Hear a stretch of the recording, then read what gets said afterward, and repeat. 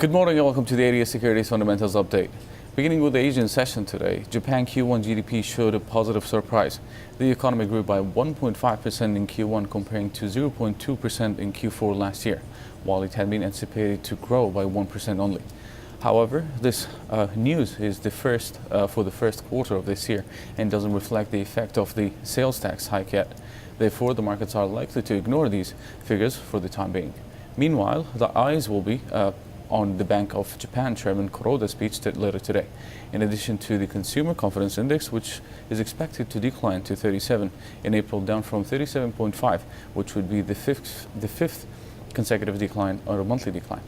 Going forward to the European session today, we will be focusing on first quarter GDP figures from France, Germany, Italy, and the Eurozone.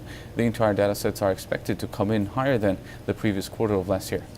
Furthermore, Eurozone inflation or final inflation figures will be released.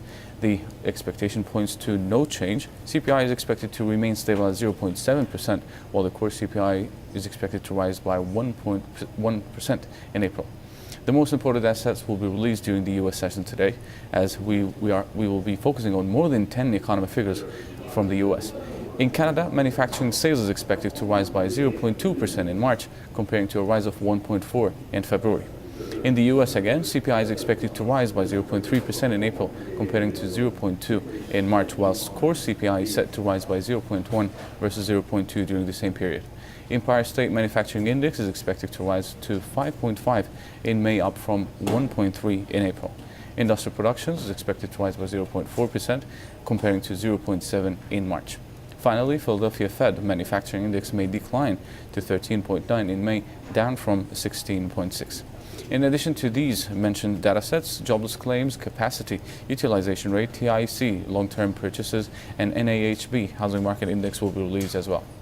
These data sets are likely to prove whether the economy is improving and recovering after the harsh weather, or it may show more red flags after the recent deterioration in some economic figures, despite the fact that the weather have warmed up.